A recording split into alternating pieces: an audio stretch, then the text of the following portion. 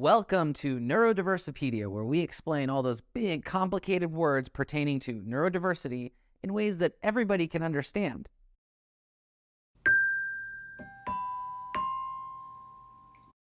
Who, what, when, where, and why. The classic WH questions. What if your kid doesn't understand those, though, or can't pronounce them? Difficulty with WH questions can signify a developmental disorder.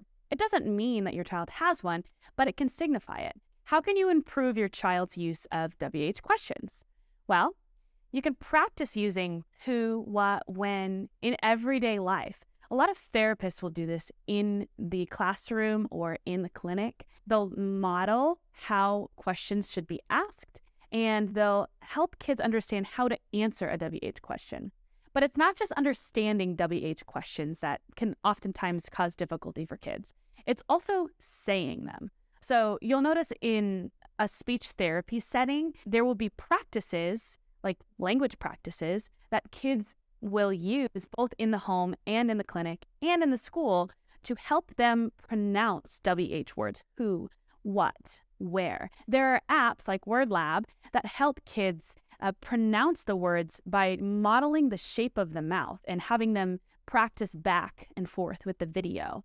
So there's a lot of different ways that you can help kids understand and pronounce WH questions. Questions are an important part of everyday life. It's how we get to know people. It's how we ask and get answers for tasks that need to get done.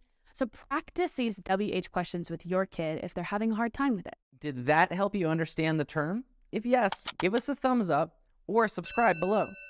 If it didn't, then leave us a comment and tell us why. What are we missing? We always want to do better. This is a project by Goalie. Check us out at getgoalie.com.